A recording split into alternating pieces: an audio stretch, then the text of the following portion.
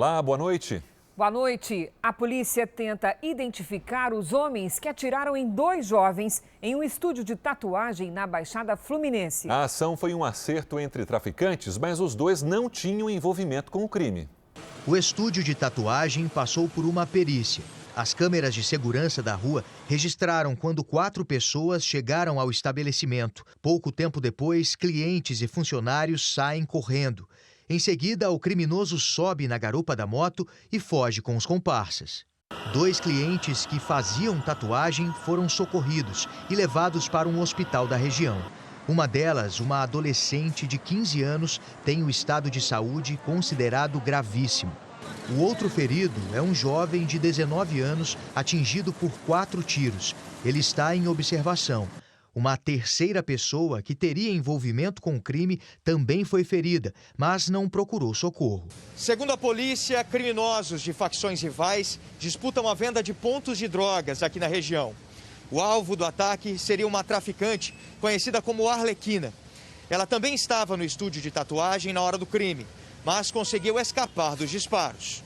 Depois do ataque, a traficante teria usado uma rede social para ameaçar os inimigos. É uma pessoa violenta que trata essa vida dela como um simples jogo. Por essa forma debochada, ela criou uma forma irascível a facção rival, que passou a ter como uma das suas missões executá-lo. Agora há pouco, a morte cerebral da adolescente de 15 anos foi confirmada pelos médicos. Veja agora outros destaques do dia. Presidente Bolsonaro diz que auxílio emergencial vai ser pago até dezembro. Brasil cria 131 mil vagas com carteira assinada em julho. Padre é suspeito de chefiar esquema que desviou dinheiro de construção de basílica. Neve e frio atraem turistas no sul do país. E pescador resgatado improvisou vela com lençol no mar agitado.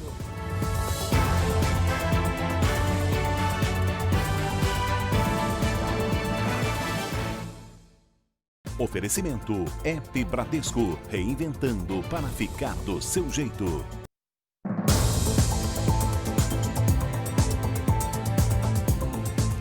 O comerciante Paulo Cupertino, procurado há mais de um ano pelo assassinato do ator Rafael Miguel e dos pais do jovem, pode estar fora do país. A polícia acredita que ele usou um documento falso para atravessar a fronteira e chegar ao Paraguai. Os detalhes da fuga foram revelados pelo programa Repórter Record Investigação. Atrás desse muro está o homem que ajudou na fuga de um dos criminosos mais procurados do país. Pela primeira vez, ele revelou detalhes de como o amigo Paulo Cupertino deixou o Brasil. Eu andei, foi 1000 km, foi na madrugada. Vanderlei Antunes Ribeiro morava em Sorocaba, interior de São Paulo, quando o ator Rafael Miguel e os pais dele foram executados. Horas depois do crime, o principal suspeito já estava na rodoviária de Sorocaba e Vanderlei disse que ajudou na fuga por medo. O cara que mata 3 vai matar mais um. É um tiro de rosca. O cara tava sangue na veia.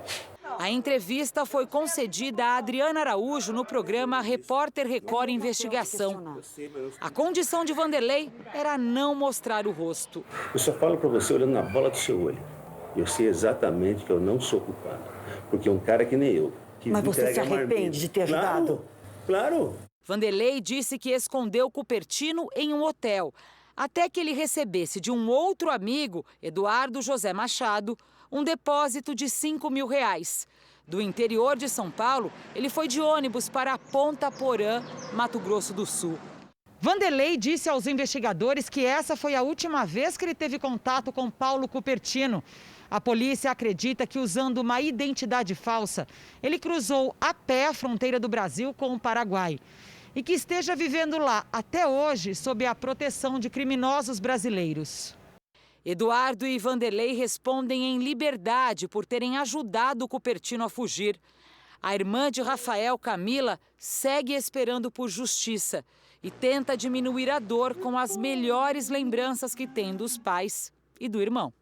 A presença, a risada, o calor do corpo, do abraço, né, do carinho ali que a gente tinha no dia a dia. E tem muito muita sorte, assim, de ter tido eles como os pais e meu irmão, ter convivido com eles.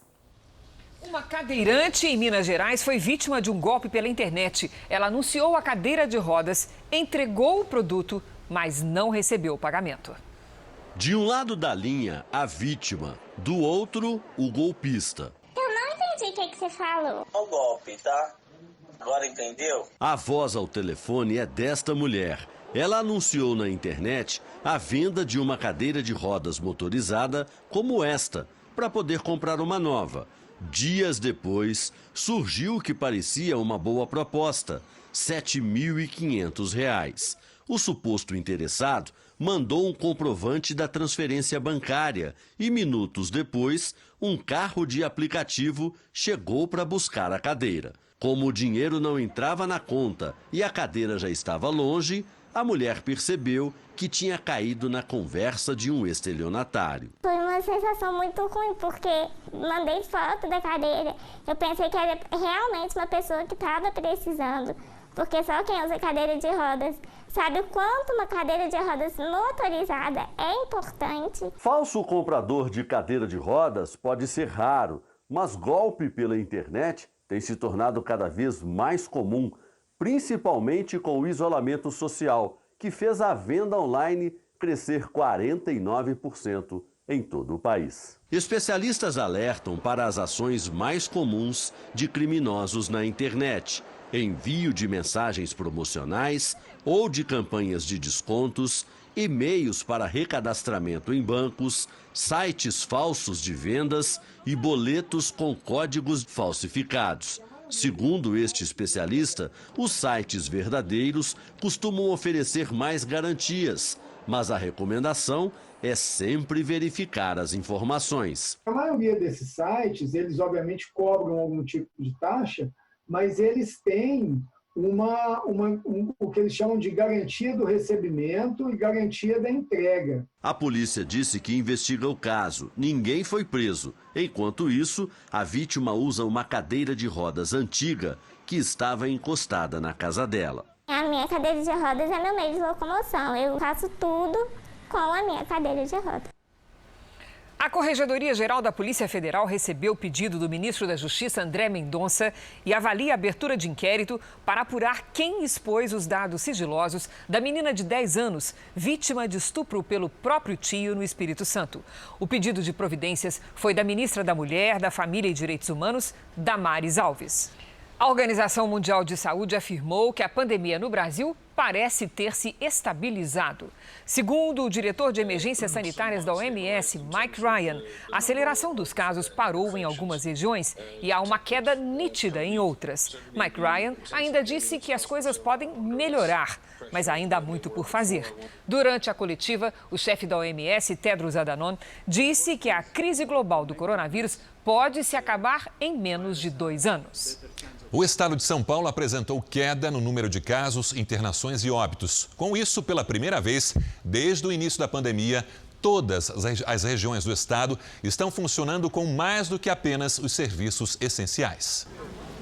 Com a mudança, o estado todo sai da fase de maior restrição. As regiões de Franca e Registro avançam para a fase laranja, quando concessionárias, imobiliárias e lojas de rua e de shoppings são liberados a funcionar com restrição de horário e de capacidade de pessoas. Barretos e 2 partes da região metropolitana de São Paulo avançam para a fase amarela, quando salões de beleza e academias passam a ser liberados. Apenas 2 regiões regrediram de fase. Marília e São João da Boa Vista voltaram para a fase laranja. Quase 90% do estado está agora na fase amarela. Isso porque nas últimas 2 semanas, de acordo com o Comitê de Saúde, o número de óbitos e internações caíram de forma expressiva em todo o estado, principalmente no interior. E a taxa de ocupação de leitos de UTI é a menor desde o início da pandemia. O estado de São Paulo já está saindo do platô da doença. No estado, até agora, foram confirmados mais de 735 mil casos e mais de 28 mil mortes. O nosso objetivo é testar e, à medida que mais testamos e temos menos casos, isso para nós é um bom sinal. Não estamos detectando tanto o vírus quanto detectávamos no passado. Pesquisadores acreditam que cidades como Manaus já alcançaram a imunidade coletiva ou de rebanho contra o coronavírus. Isso acontece quando o vírus não consegue mais se espalhar, perde força e velocidade na transmissão. Imunidade coletiva ou imunidade de rebanho é quando o vírus já se propagou de tal forma pela população que a transmissão perde força. Os autores da pesquisa sustentam que para o coronavírus este número é bem menor do que acreditavam os cientistas. Para atingir a imunidade coletiva é preciso que de 50% a 70% da população seja infectada. Mas os autores desta pesquisa contestam, argumentando que esse número não leva em conta que as pessoas agem de maneira diferente em sociedade, enquanto alguns são solitários, outros têm muitos amigos. O modelo matemático usado pelos pesquisadores considera que algumas pessoas são mais suscetíveis à Covid do que outras e que a exposição ao vírus não é igual para todos.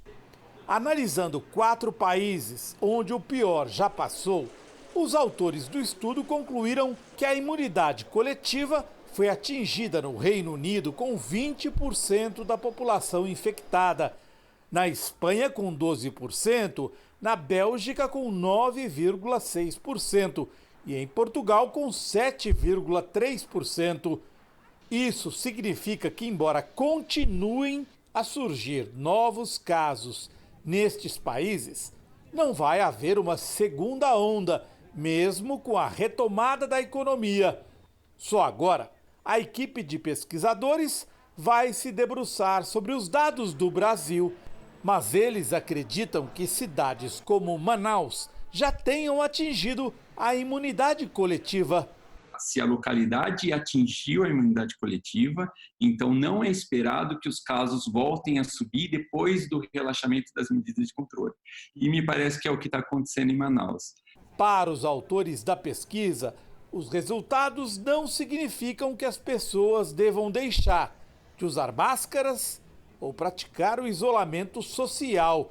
O que eles argumentam é que estas medidas não vão durar para sempre, mesmo se não houver uma vacina. Um esforço um pouco maior agora nesse momento pode trazer muitos benefícios para o país como um todo.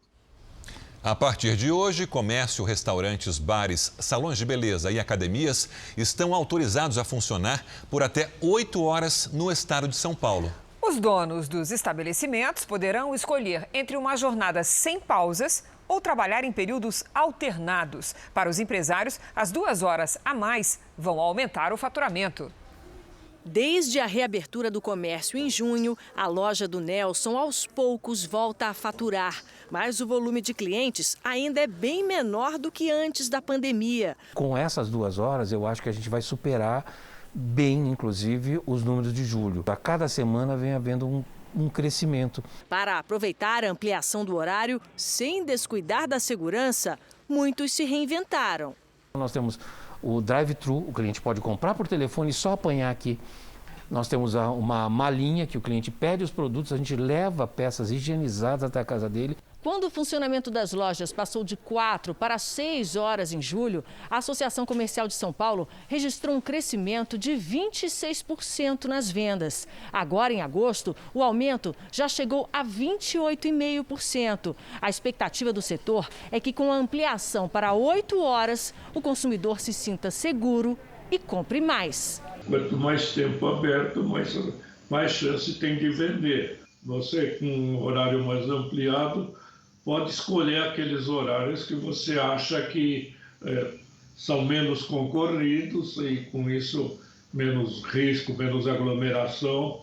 Cristina e a filha saíram pela primeira vez juntas para fazer compras este ano e, com o horário ampliado, pretendem voltar. Eu acho que com os cuidados, com o horário estendido, as pessoas podem até se organizar melhor. Quem depende das compras para revender também aprovou.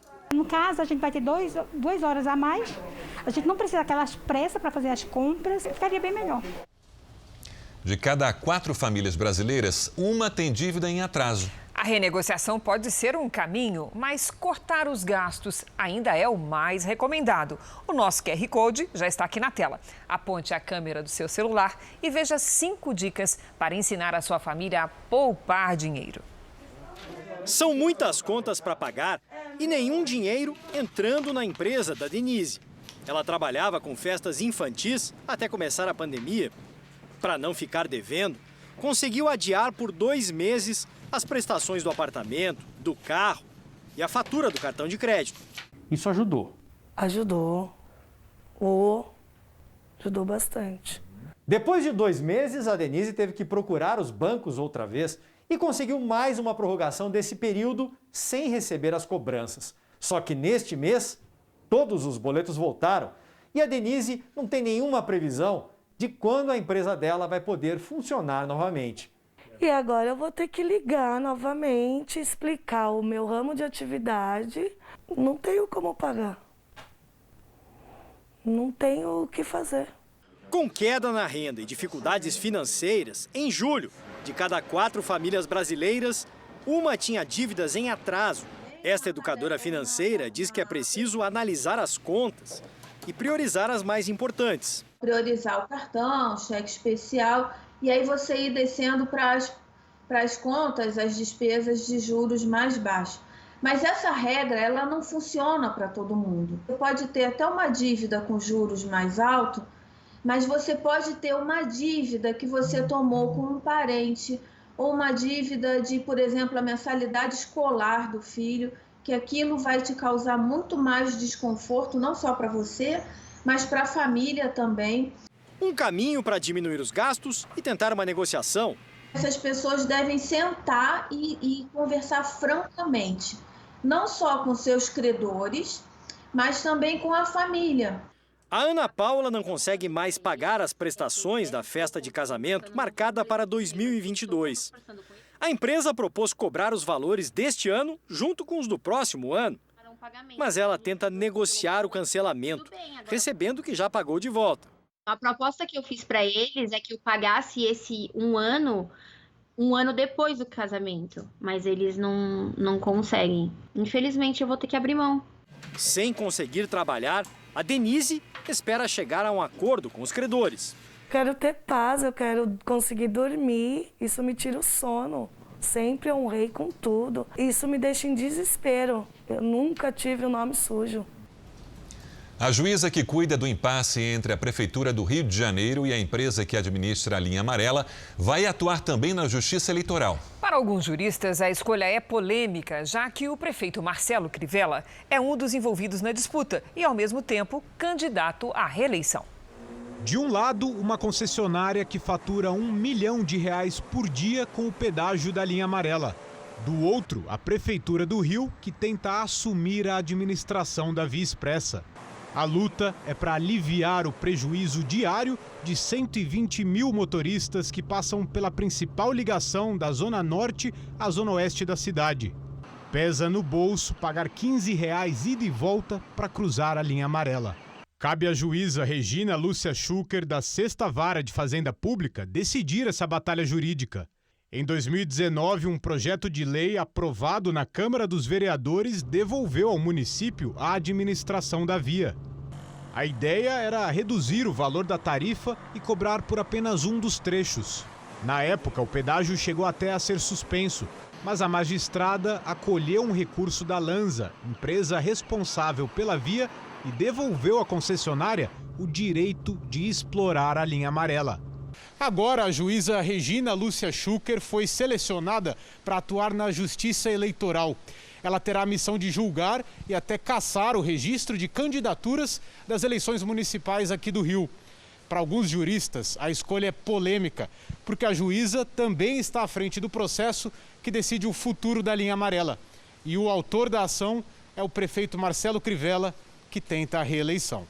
Para este especialista em direito eleitoral, a juíza pode até ser afastada das funções se ficar comprovado ter algum problema pessoal com um dos candidatos. É necessário que surjam fatos contundentes, elementos contundentes que sejam capazes de comprovar que ela tem um problema pessoal em relação a ele. Ela pretende, enquanto juíza, prejudicá-lo e, a partir daí, estará quebrada a credibilidade do Poder Judiciário e a imparcialidade da magistrada. E aí, obviamente, ela deve ser afastada de todos os processos que envolvam esta pessoa. Chama exceção de suspeição o recurso.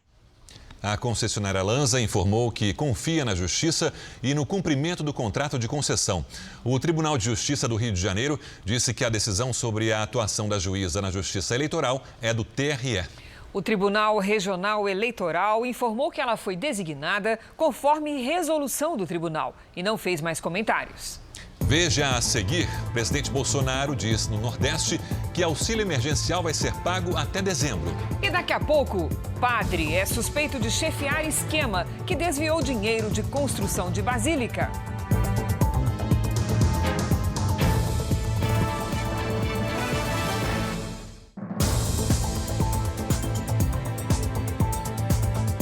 O presidente Bolsonaro afirmou hoje que o auxílio emergencial vai mesmo ser estendido até o fim do ano, mas ainda não sabe o valor.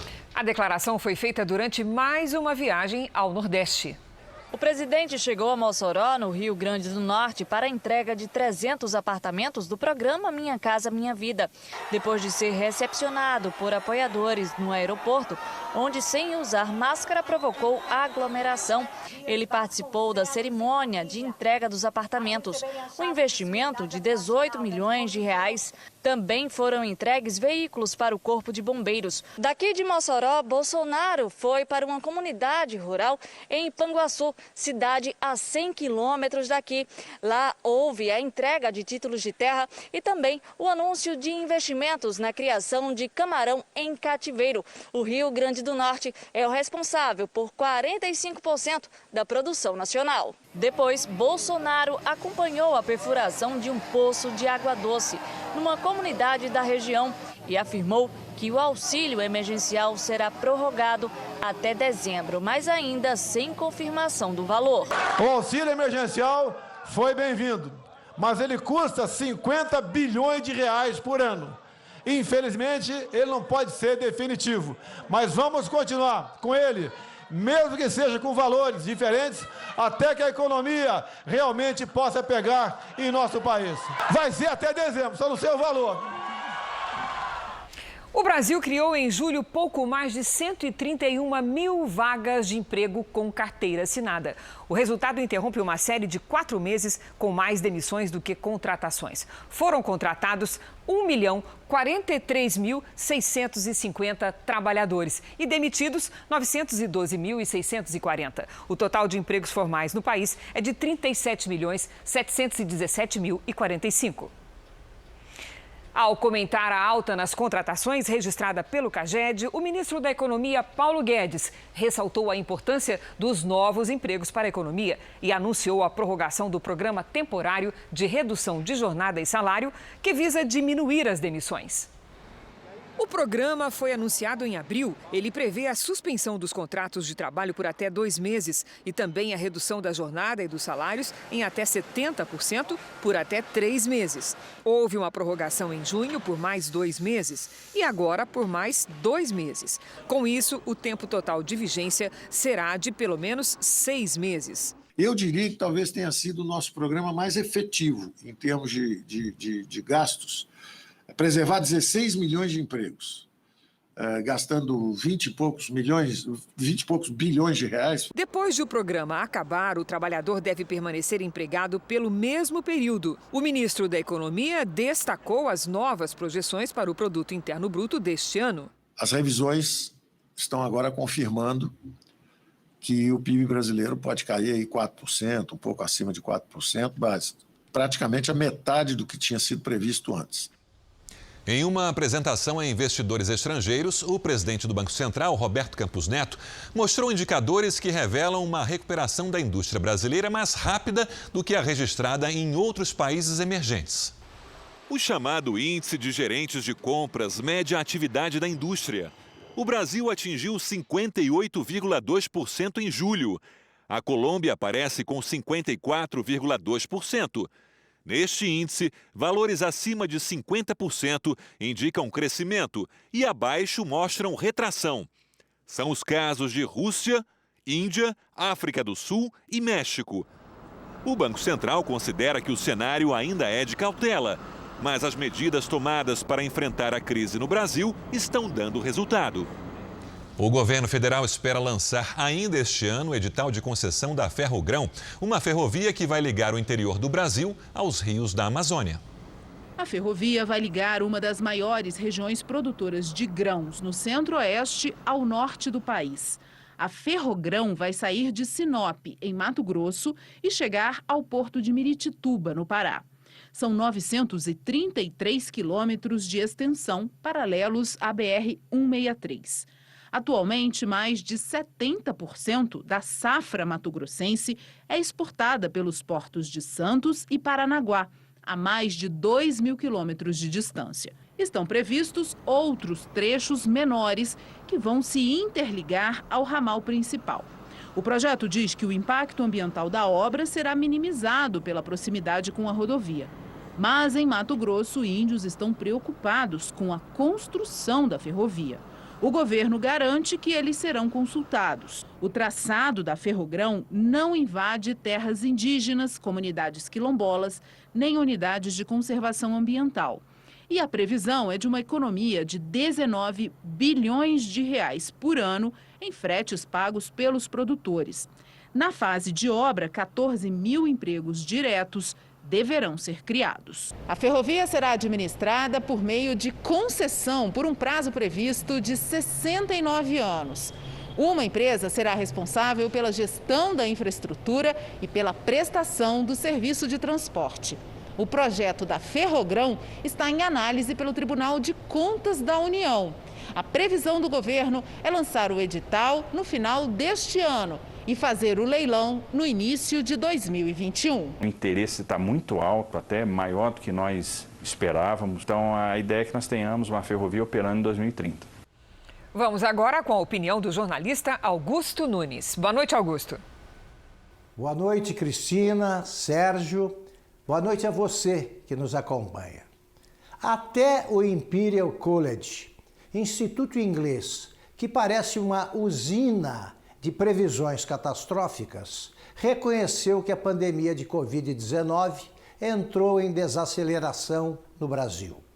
Na última semana epidemiológica, pela primeira vez desde abril, a média diária de mortes ficou abaixo de 1.000 e foi registrada a menor taxa de contaminação.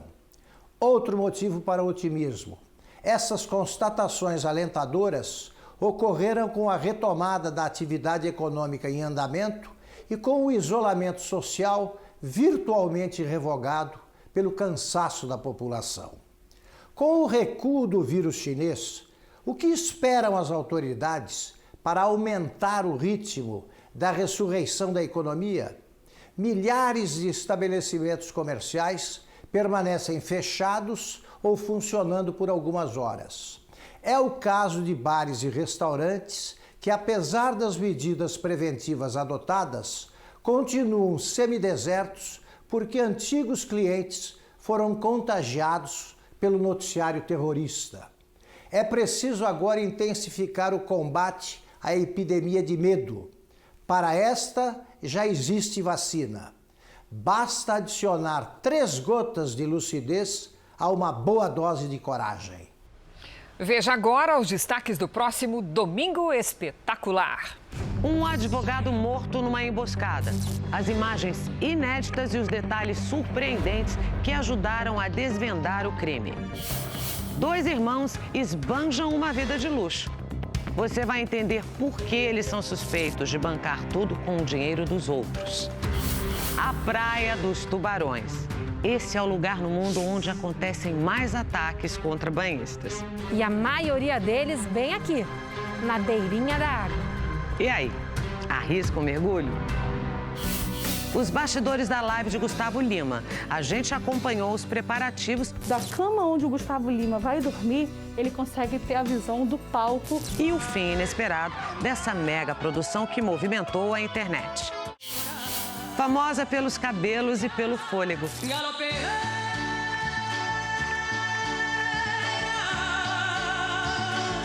Todo mundo quer saber por qual estrada tem andado a Pérola. É no Domingo Espetacular, depois da Hora do Faro. Até lá. Veja a seguir: neve e chuva congelada pintam de branco a paisagem no sul do país. E também o resgate dos pescadores que ficaram 5 dias à deriva no litoral de São Paulo.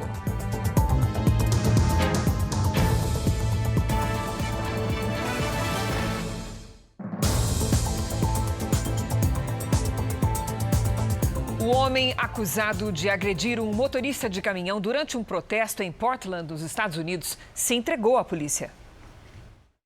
Marquise Love, de 25 anos, aparece nessas imagens chutando Adam Hunter, que está sentado. O acusado se entregou em um centro de detenção e deve responder por agressão, tumulto e ameaça. Nesta sexta-feira, houve novos confrontos em Portland.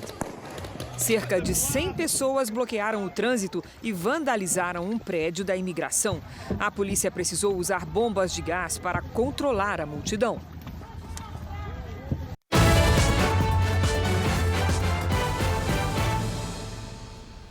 O ex-presidente dos Estados Unidos, Joe Biden, aceitou a candidatura a presidente para as eleições de novembro. Já o adversário dele, Donald Trump, que tenta a reeleição, rebateu os ataques que sofreu no discurso que encerrou a convenção do Partido Democrata.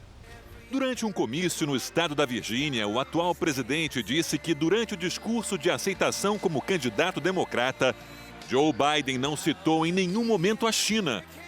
Mencionando a inteligência americana como fonte, Trump disse que o país asiático quer que o rival do atual presidente vença. Na noite desta quinta-feira, Joe Biden fez o primeiro discurso como presidenciável. Ele afirmou que pretende tirar os Estados Unidos da escuridão. Trump disse que onde Biden vê escuridão, ele vê a grandeza americana. Aqui no Brasil, o Instituto Nacional de Advocacia pediu a extinção da Comissão da Criança e do Adolescente na Câmara de Vereadores do Rio de Janeiro. Pedro Paulo Filho é quem tem as informações ao vivo. Pedro Paulo, boa noite. Qual foi a alegação? Oi, Sérgio. Boa noite para você, boa noite a todos. Olha, esse pedido foi entregue à presidência da Câmara do Rio. Na petição, o Instituto denuncia uma audiência da comissão, transmitida pela internet, que exibiu cenas de sexo explícito. Essa sessão pública aconteceu há uma semana. As imagens de sexo foram captadas da câmera de um dos convidados. Mas a Associação dos Advogados argumenta que o debate entre os vereadores continuou como se nada estivesse acontecendo. Participaram dessa audiência o presidente da comissão, Leonel Brizola Neto, e os vereadores Babá e Célio Luparelli. O Instituto quer que eles sejam afastados. Sérgio, Cris. Obrigada, Pedro. Uma correção, eu disse há pouco presidente Joe Biden, ex-vice-presidente Joe Biden. A neve chegou à região sul do país, provocada pela onda de frio que derrubou as temperaturas em várias cidades da região.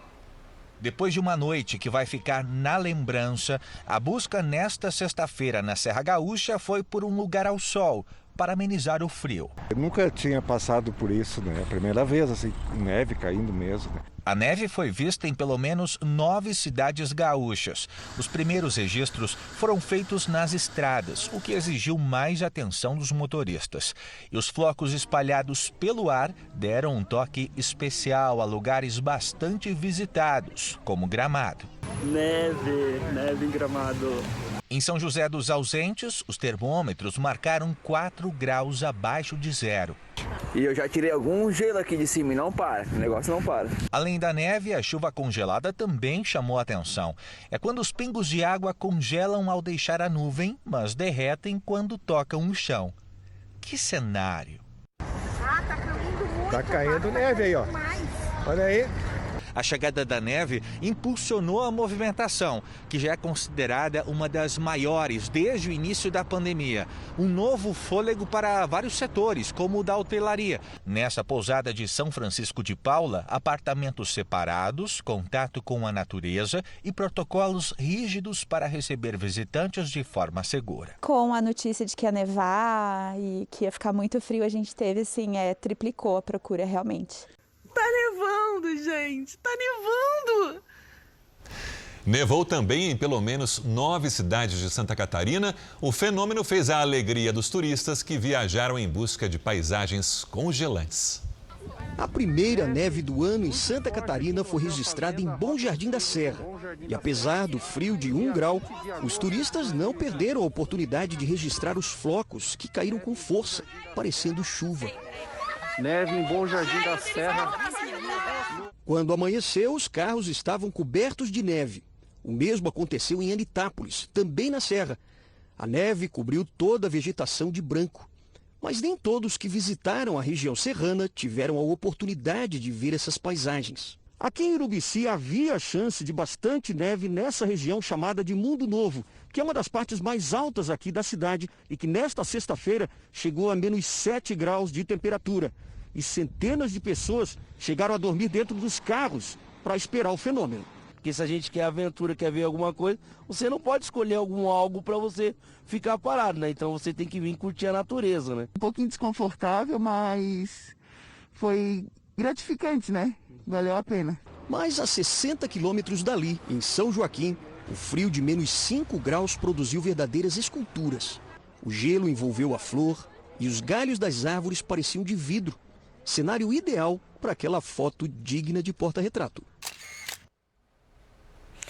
Campo Grande, Cuiabá, Porto Velho e Rio Branco tiveram o dia mais frio de 2020. A capital paulista registrou a segunda menor temperatura em um mês de agosto em 60 anos. Lidiane, já dá para imaginar como é que vai ser o fim de semana, né, amiga? Pois é, Cris. Olha, com chuva e muito frio, principalmente no sábado. Boa noite para você, para quem nos acompanha. Em São Paulo, os termômetros marcaram hoje 9,3 graus, com sensação de apenas 2,9 por causa da chuva e do vento. E amanhã o ar polar ainda se mantém bem forte, até a região norte. Mas no domingo, os ventos mudam de direção e aí volta a esquentar um pouquinho. No sudeste, a frente fria avança até o Espírito Santo e chove entre o leste paulista e o sul baiano. Tem risco de alagamentos e deslizamentos no litoral de São Paulo e do Rio de Janeiro. Tempo firme entre o Rio Grande do Sul e o Acre e também no interior do Nordeste. No norte, pancadas em Roraima e no Amapá. Em Porto Alegre, pode gear no sábado, mínima de 4 e máxima de 12 graus. No Rio de Janeiro, dias chuvosos com mínima de 17 e máxima de 21. 30 é a máxima em Salvador. Em Teresina, faz até 39. A próxima madrugada será bem gelada em São Paulo. No sábado, mínima de 8 e máxima de 13 graus. O domingo começa com 7, ainda mais frio. E à tarde, aí sim, os termômetros sobem um pouquinho só, até 16 graus. Bom fim de semana gelado. Debaixo das cobertas, né, Liz? Sim, de preferência. Tchau, boa noite para você. Até. A Associação Filhos do Pai Eterno de Goiás é suspeita de desviar dinheiro doado para a construção da nova Basílica de Trindade. De acordo com a denúncia do Ministério Público, o esquema fraudulento teria movimentado 1 bilhão e 700 milhões de reais e seria chefiado pelo padre Robson de Oliveira, que pediu agora há pouco afastamento. Foram cumpridos 16 mandados de busca e apreensão. Um deles na casa do padre Robson de Oliveira Pereira, um imóvel de luxo em Trindade, na Grande Goiânia. Os investigadores apreenderam documentos e equipamentos eletrônicos. Também foram alvos da operação do Ministério Público outras casas e empresas da cidade e também de Goiânia. De acordo com os promotores de justiça, Padre Robson seria chefe de uma organização criminosa que usaria a estrutura da Associação Filhos do Pai Eterno, a AFIP, para lavar dinheiro. O religioso é presidente da entidade. A AFIP movimenta muito dinheiro na compra de fazendas, na compra de imóveis, loteamentos, casas em condomínio fechado, apartamentos em Goiânia, apartamentos em São Paulo. A investigação começou há 2 anos, depois que o padre teria sido extorquido por criminosos que supostamente tiveram acesso a vídeos íntimos dele. Para evitar que as imagens fossem divulgadas, teria pago cerca de 3 milhões de reais aos chantagistas. Segundo o Ministério Público, o dinheiro saiu das contas da AFIP. A gente fala que ele foi vítima de um processo de extorsão, mas de qualquer forma o movimento que levou ele a ser vitimado chamou a atenção das autoridades para um olhar um pouco mais aprofundado em relação a essa administração de recursos financeiros dentro da AFIP. A AFIP foi criada para ajudar na arrecadação de dinheiro da nova Basílica de Trindade, que, quando finalizada, seria a maior do Brasil. A construção começou em 2012, mas ainda está na fase de fundação. De lá para cá, a associação teria movimentado 1 bilhão e 700 milhões de reais até 2018. O próprio Vaticano alertou a gente disso, dizendo que Aparecida, que é um grande vetor de peregrinação, de arrecadação da Igreja Católica, não chega a 1/10, 1/100 do que Trindade arrecadou. O advogado de defesa do padre Robson negou as denúncias. Ele realmente está muito chateado com essas acusações que estão sendo feitas, mas muito tranquilo, porque, segundo ele, aquele que anda com a verdade não tem que temer qualquer tipo de investigação. Na decisão judicial, foram bloqueados 60 milhões de reais em bens e contas bancárias da rede de envolvidos, que tem empresários e até vice-prefeito da cidade. O próximo passo da investigação é saber a origem do dinheiro. Então, nós chegamos de que a movimentação é do dinheiro das doações. A pandemia obrigou muita gente a intensificar a higiene, principalmente com as compras. Cris, mas 6 meses depois do primeiro caso no Brasil, muitos relaxaram nos cuidados para evitar o contágio da doença. A Simone sempre se preocupou com a saúde.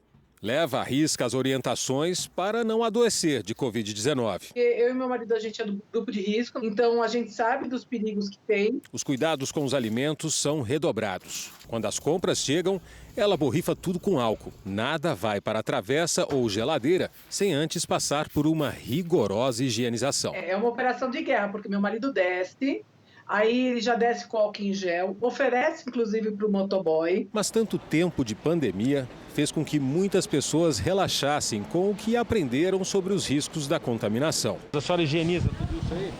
A maioria. O que vai para a geladeira eu higienizo. Já chegou a esquecer? Muito! Vou fazer a verdade, a maioria eu higienizo, mas às vezes uma parte acaba passando batido, né? Às vezes você está com a cabeça tão avoada que você até esquece. A Alessandra perdeu o emprego e por isso fica mais tempo em casa. No começo ela achava que estava neurótica com a higiene dos alimentos. Gastava pelo menos 2 horas limpando item por item. Cada batata esfregava com sabão, com a buchinha, e antes de guardar borrifava o álcool. Só que com o passar dos dias eu fui meio que relaxando. Agora, quando chega do mercado, coloca tudo no armário e na geladeira. No fundo a gente acha que nunca vai acontecer com a gente. Eu pensei, o vírus está aí, mas comigo não vai acontecer. Tudo isso virou uma rotina. Chegar em casa e higienizar os alimentos e os objetos que compramos. As autoridades da saúde alertam que esse hábito não pode parar, porque o vírus está por aí. O álcool 70 usamos assim, sempre numa área reservada, como essa. E o mais importante, manter as mãos sempre limpas. E a receita é antiga: água e sabão e pronto. É um cansaço. O álcool gel acaba, a máscara se lava e depois esquece. Se a gente não se cuidar, mantendo o distanciamento social, goste ou não. E higienizar as mãos antes e depois de manipular a máscara, antes e depois de pegar nas coisas, nós vamos ainda continuar tendo a transmissão e vai continuar tendo o número aumentado de casos. E sabe aquelas sacolinhas? Para a infectologista, o ideal é descartar as embalagens ou lavá-las muito bem. Existe a presença do vírus nos objetos, sim, já foi mais do que conformado, em superfície, no papel, no plástico. E o que a gente precisa é continuar essa higienização e continuar os cuidados das trocas de embalagem.